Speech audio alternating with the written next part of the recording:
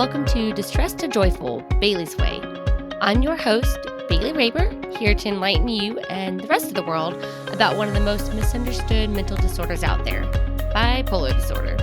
Each week, we're going to learn more about my personal journey with the disorder while leaving you enriched with new information on how you can help better yourself as well as those around you.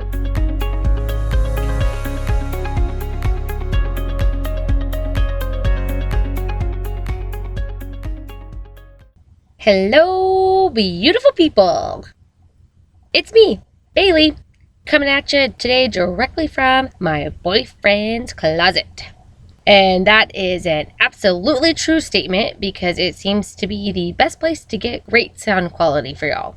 So I will endure this tiny little space with no flowing AC and sweat beads start dripping down my face just for y'all. But today's topic is going to be the bipolar brain and alcohol.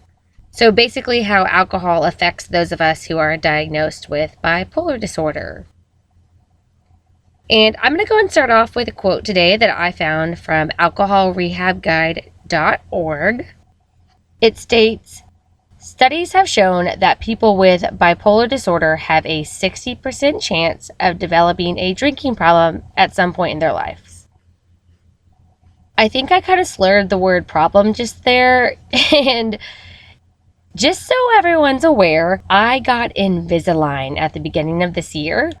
And while I'm not wearing them right now because they totally give me this weird little lisp and it's really awkward, and everybody says that they don't notice it, but it is totally noticeable. They are lying to me. But at the same time, because my Invisalign, which is basically, for anyone who doesn't know, is braces in the form of plastic trays that go in your mouth so nobody can see them, i.e. like little invisible braces, but they're changing like my jawline and like how my mouth actually works because my teeth were so messed up previously. And I've noticed that even when I'm not wearing these Invisalign, I don't say words properly sometimes because my jaw is totally in a different place than it used to be 6 months ago.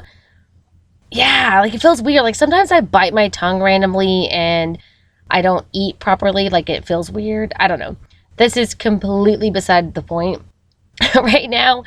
But if you ever hear me slurring some kind of word or just saying something that sounds weird and not, normal, it's because my Invisalign. It's because my jaw is in a little discombobulated mess right now. So just to keep y'all aware.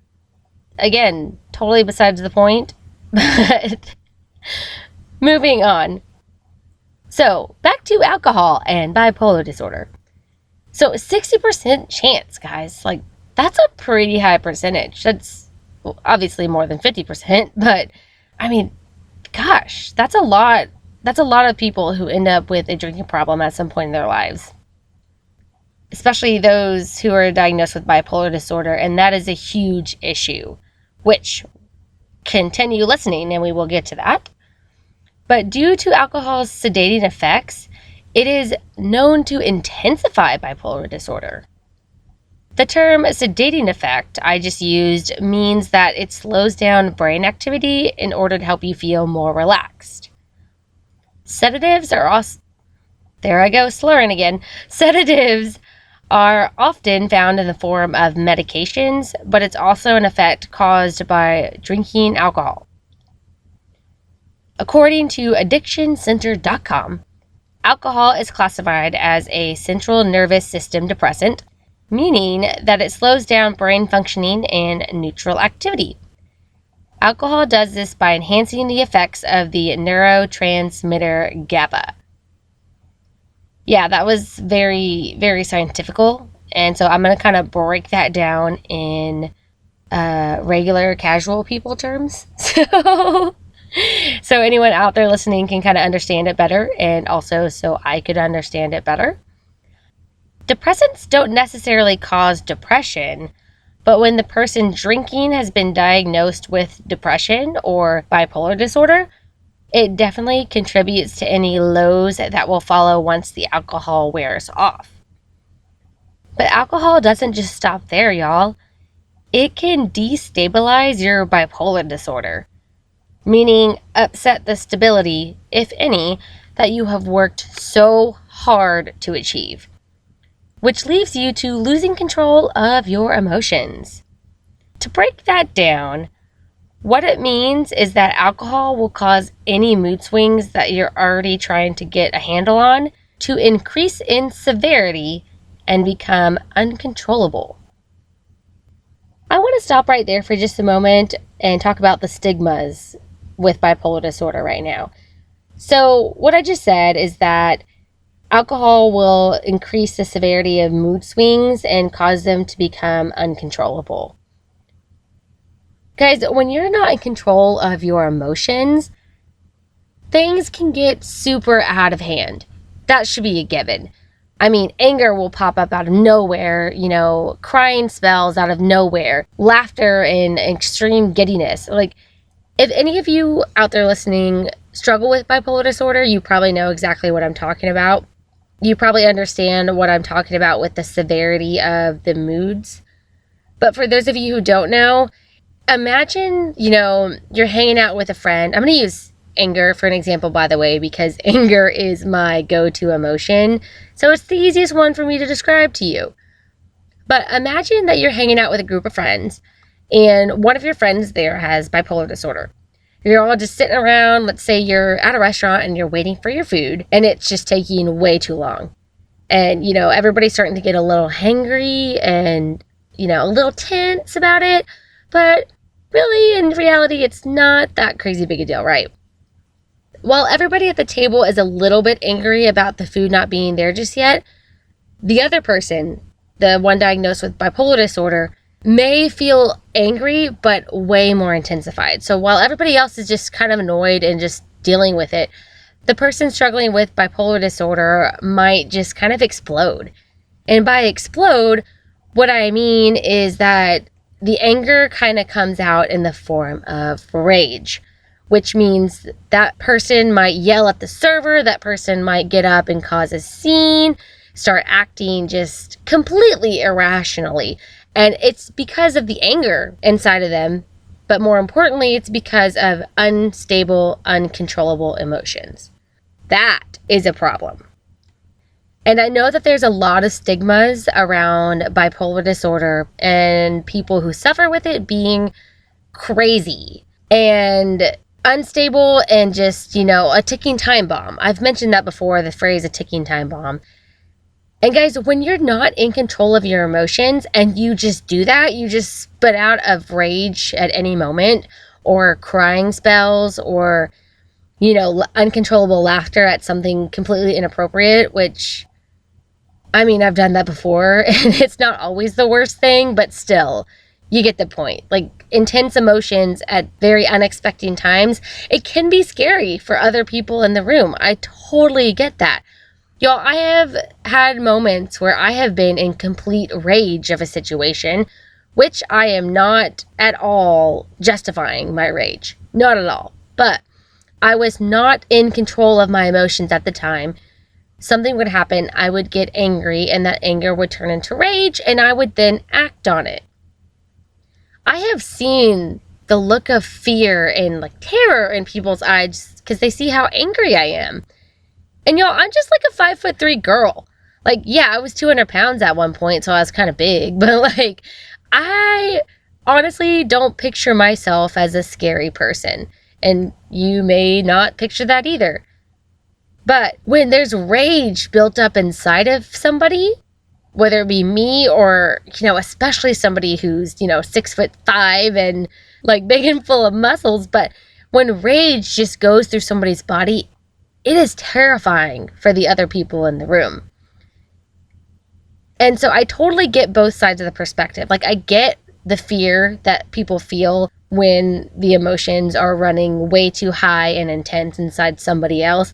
And I also get how the person who has those emotions running through them feels. They don't see anything else. It's kind of like, a horse with blinders on.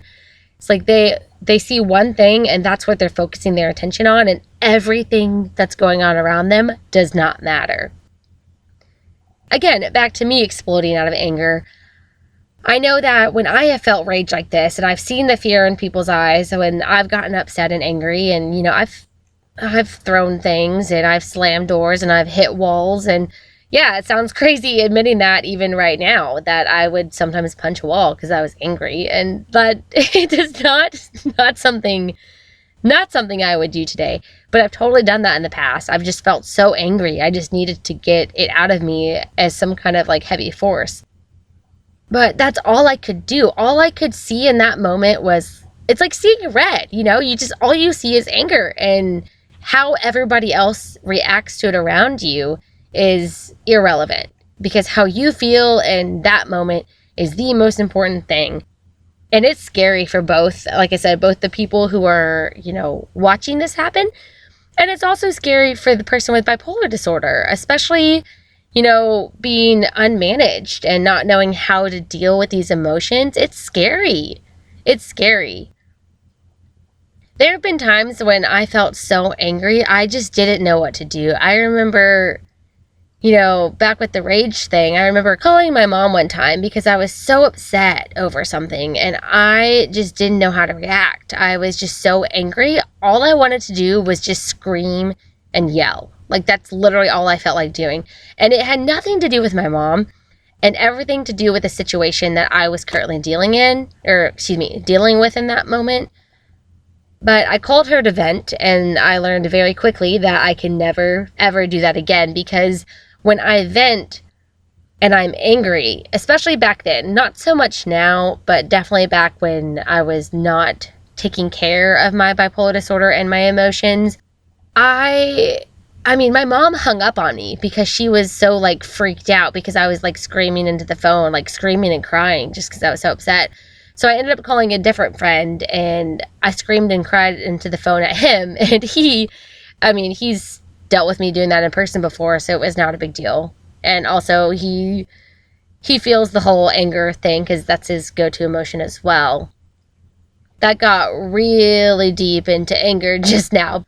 But I hope by hearing me say all of that, you know, out loud and kind of explaining how I felt in the emotion, like how I felt with the emotion, in the moment, but somebody that, you know, and you love and that you're hanging out with in the moment is experiencing something like this and you're terrified, please just understand that they are too. They're not understanding why they're acting that way, but they are, and they just have so much emotion inside of them.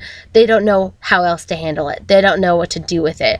So they just let it out in any form that they can. And sometimes that's screaming at people.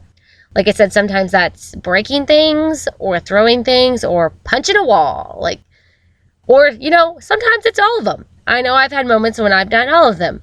So anyone who's suffering with bipolar disorder right now and, you know, still trying to manage it and kind of deal with it, please know that you're not alone. Number one, I mean, of course, I'm here, duh. But number two, please know that feeling those intense emotions, while they are scary, you can learn to control and manage them. You really can. But I'm going to say this really clearly. Drinking alcohol will stunt any growth of trying to effectively control your emotions. Yeah, it's like, you know, being a kid, you are not supposed to drink coffee because it'll stunt your growth. That's what I mean by that. So drinking alcohol is taking like major steps back on any progress you've made towards managing your emotions. Another thing that alcohol can do to those of us who have bipolar disorder is it can increase the severity of mania.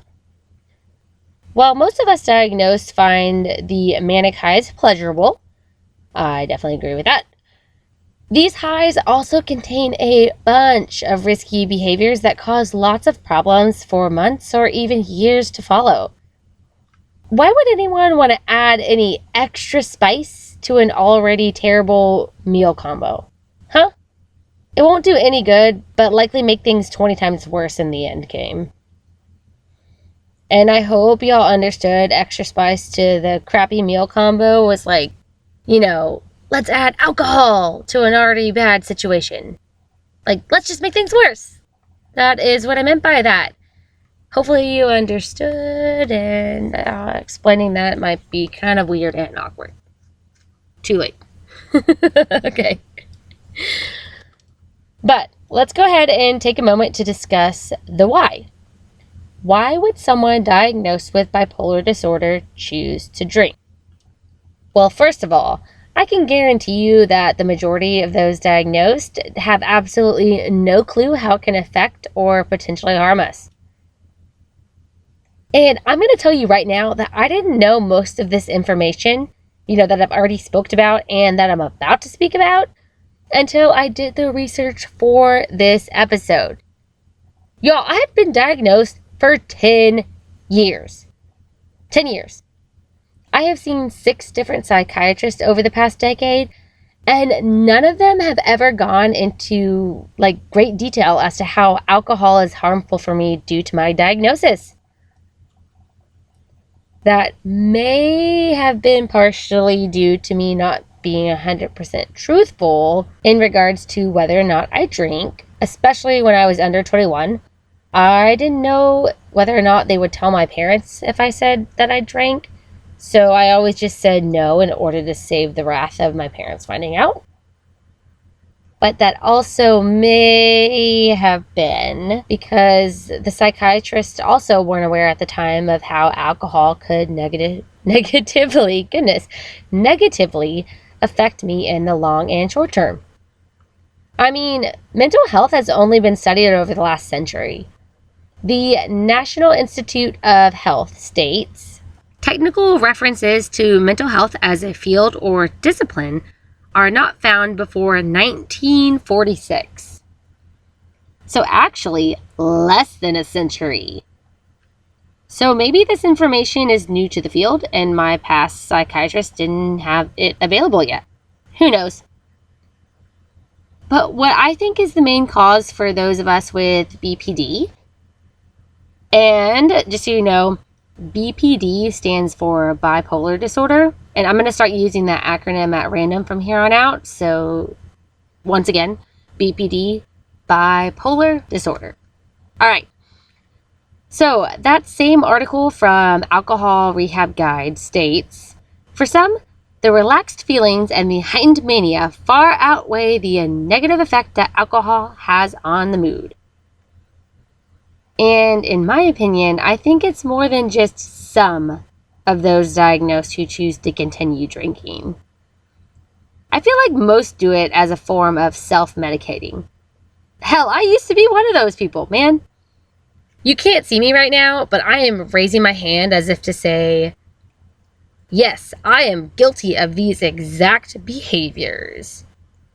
Y'all, when you hit a point so low that you're not sure if you'll ever be able to get up from it again, you will go to the ends of the earth to find a way to stop those feelings from continuing to emerge. And unfortunately, alcohol is the easiest way to numb the pain away. And I straight up knew some of the consequences of drinking. I knew that if I chose to get drunk, that I would feel like absolute garbage the next day. That all I would feel like doing is just laying around to let my body recover from the previous night's fun or the previous night's pain numbing session. And I knew that I wouldn't get the things that I needed done taken care of. Oh, I don't know if that made sense, but you know what I mean. I knew that I wouldn't complete the tasks I needed to do for the day, and that I'd probably just spend the whole day eating nasty, greasy food while binge watching Netflix in bed in order to hopefully feel alive again by the end of the day. Looking back now, I wasted so much time doing that. I haven't mentioned this before, but I started working 2 jobs the summer after I graduated from high school, and then I continued the 2 jobs at one time trend for the following 6 years as I moved out of my parents' house 5 months after high school. So during all of those years, I was almost always able to weasel my way into having every single Sunday off from both jobs in order to have one full day to myself each week. Which, was nice, but how did I spend the majority of those Sundays? Hung over on the couch or hung over in bed. Yep, you heard that right. I would spend my one full free day nursing a hangover. And looking back at this now, I wish my present day self could go back in time and slap the hell out of younger Bailey and tell her to pull herself together and put the drinking aside. It's not worth it. It wasn't back then, and it's definitely not now. And I want to tell her that you'll end up wasting so much time, so many years, and so much money if you don't put the bottle down for a while. Or, better yet, just put it down for good. Y'all, if I sat down and figured out how much money I wasted on alcohol from ages 18 to 24, I'm sure it's absurd. I'm sure that I could have taken at least 2 European dream vacations by now had I saved the money instead of throwing it away on my instant shove the emotions down mechanism, aka drinking the pain away. Actually, I'm going to do a rough estimation right now on how much money I wasted on booze during those 6 years. Be right back. Wow! Okay, so I decided to say that if I spent an average of $50 a weekend on alcohol, this includes the price of each drink plus the tip I'd be including to the bartender or server, for 6 years consecutively, I would have spent $15,600 on alcohol during that time period. More than 15 grand, y'all. And that's saying if I only spent $50 a weekend on it, which I would often drink on weeknights too, and I bet you I probably spent quite a bit more than $50 a week on alcohol most of those years. So with the average week-long European vacation being about $3,335 a person, I could have taken a little more than 4.5 vacations to Europe with that money. Holy moly, I'm shook. And I'm kicking myself right now really hard. Like, wow, I could have already been to France, Greece, Germany, Norway, and spent 3 to 4 days in Sweden on the way home from Norway had I saved that money instead of wasting it on alcohol. I'm not going to dwell on this for long because, the past is the past and I can't undo what I've already done. But instead, I'm going to encourage you to think about all of these facts around how alcohol can affect you, especially if you are diagnosed with bipolar disorder. So if you've been working hard to keep your mood stable, which I really hope you have been, then why risk shattering all of that for a night that you probably won't even remember? And, not to mention, we'll have to spend the whole next day recovering from it. So I'm not a therapist. I'm not an AA leader, nor have I ever even entered an AA meeting to know how any of that actually works, but I've experienced enough extremely negative situations that came from drinking to decide that it's just not worth it for me anymore. And when I say extremely negative situations, I am going to be open and honest real quick and talk about a couple of really not cool things that I did while drinking. And I hate to admit these, but to be honest, I know I'm not the only one who's done things like this. So here goes. One of the main things is, getting drunk and being depressed from an ex-boyfriend who just recently, broke it off with me. When you get drunk, you lose control of your emotions and just, yourself in general. And I have, on occasion, probably more than on occasion back then, unfortunately, gotten drunk and called an ex-boyfriend and left voicemails, like desperate voicemails, or like text messages that were just too much. And oh, that was not a fun mess to have to clean up the next day, especially if I didn't even remember doing it to start with. That's even worse. Like, if I had some recollection of doing it, at least I could be like, I was drunk, whatever. But then getting a text the next morning from an ex saying, I was asleep, what was that voicemail about? And you not having a clue what voicemail he's talking about? Yeah, that's not fun. I mean, so there's that. I have spent too much money while drinking. I mean, think about it. You consume alcohol and you don't realize how much you're spending. I would over tip to be nice because I was feeling good, feeling good mood and whatnot. I would tip way too much. I would go get a bunch of food, like pick up nasty fast food, greasy stuff, or, go to Kroger. It's open 24/7 by my old apartment here in Houston, and get a bunch of garbage to eat and just, waste money on that. And then the next day I also waste money on a bunch of food because I feel sick and I can't cook because I feel gross and nasty and I'm trying to make myself feel better. And, the amount of money that I spent on hangover food was probably just as much as I spent on alcohol almost. Maybe half of it, whatever. But then there's also, starting fights with friends while you're drunk or strangers. Because again, you're not in control of yourself at all. And when you pick a fight with somebody that you care about while you're drunk, yeah, you can try to use that as an excuse. But guys, when you say things that you don't mean, they still hurt somebody. And apologizing is great. And I highly recommend that you own up to anything wrong that you've done and apologize for it. But it doesn't just take the pain from what you said or did away like that. Seriously though, like saying sorry isn't some magical phrase that makes everything better. And whether or not you want to believe it, alcohol causes a lot of fights and a lot of issues with family, with friends, with significant others. And I'm not an AA leader, like I said, and I'm not here to preach to you not to drink alcohol. But I really don't see anything good coming from it, especially if you have bipolar disorder. Especially if you have bipolar disorder. And so moving on, do I still have bad days? Heck yeah, I do. And do I still get depressed on occasion? Absolutely. But my wellness journey has taught me something really valuable that I'm going to share with you.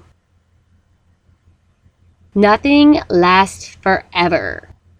Seriously, nothing. So the pain that you may be enduring right now won't last forever.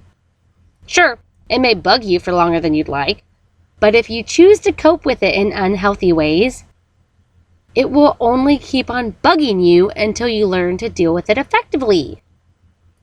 Go see a therapist. Go exercise. Go do something artsy and creative. Read a book. Call an old friend of yours who you love and miss. Dude, do something worthwhile that also makes you feel good. And understand that in order to feel the good in life, you're also going to have to feel some of the bad. That is a really big lesson that I learned. And to be honest, reading I think all of Brene Brown's books, as well as listening to her TED Talk and her Netflix special, and now her podcast, because I am a huge Brene Brown fan and will talk about it like there's no tomorrow.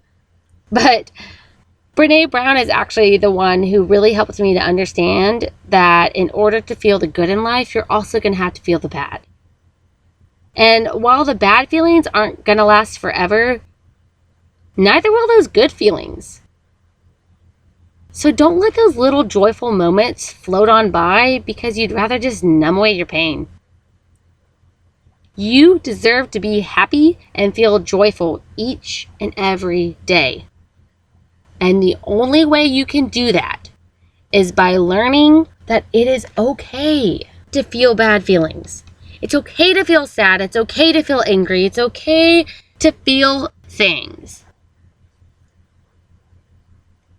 And I know those dark feelings suck. I know anger sucks. I know sadness sucks. But if you don't learn to feel those and manage them, all of your little joyful moments will just pass you by.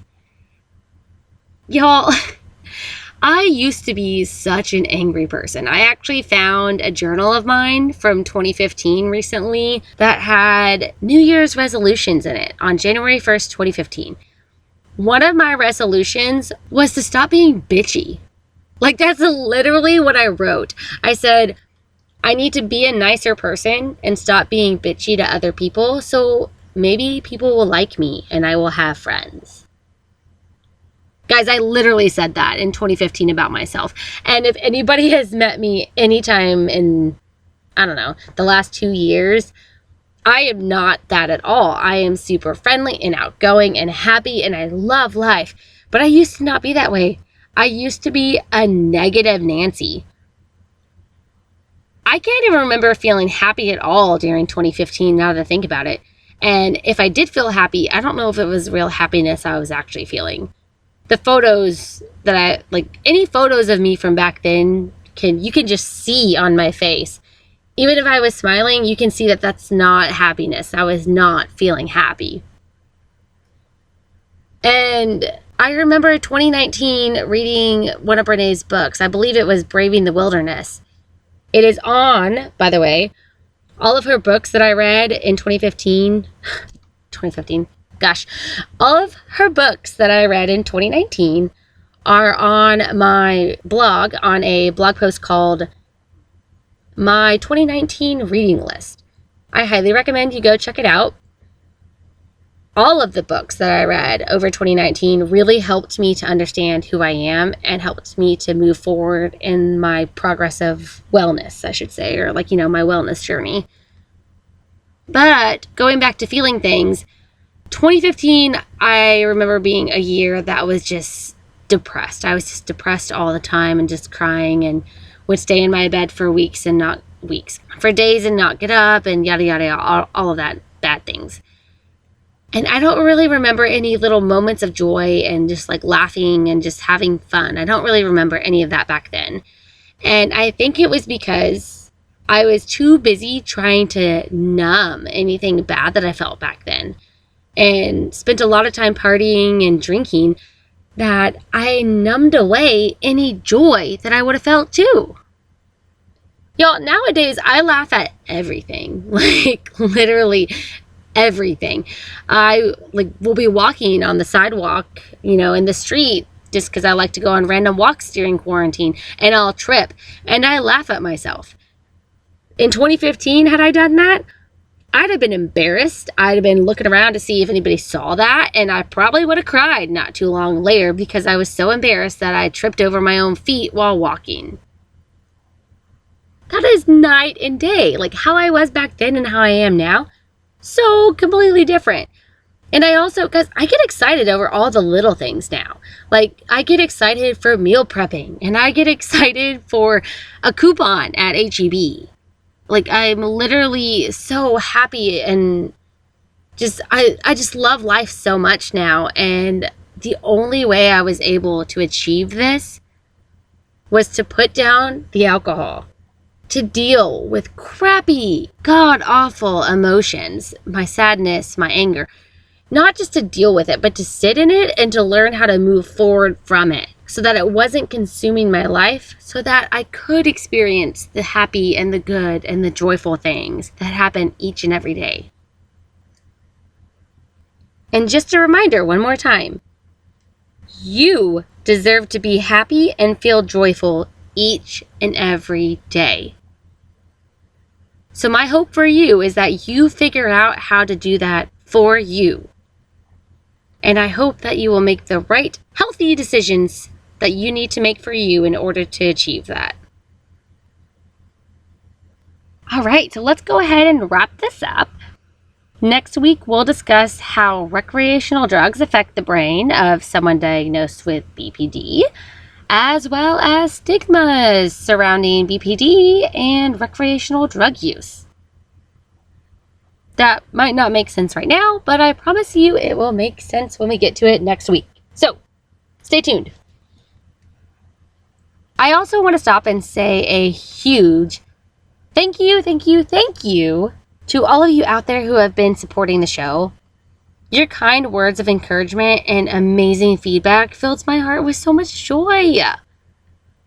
So to everyone who has reached out with your feedback and your thoughts regarding the show, thank you from the bottom of my heart. And for anyone who hasn't reached out with your thoughts, please don't hesitate to do so. I love hearing what all of y'all have to say, and keep it coming, man. And also, don't hesitate to share the show with someone you know who may benefit or who may just straight up enjoy listening in. So be sure to follow me on Instagram at distressedtojoyful_Bailey's Way. You can also find me on Facebook at facebook.com/distressedtojoyful.Bailey's Way. And then my website for show notes, as well as so much more fun, is What Is Hey Bales Doing? So that's the word what is, and then HEYBAILS doing.wordpress.com. I've said this before, but I will get WordPress removed from my website here soon. I promise, you guys, I promise. You can contact me on any of those 3 sites for feedback or, just to stay updated with the latest things happening with the show. But until next time, take it easy, stay grateful, and be joyful. Bye!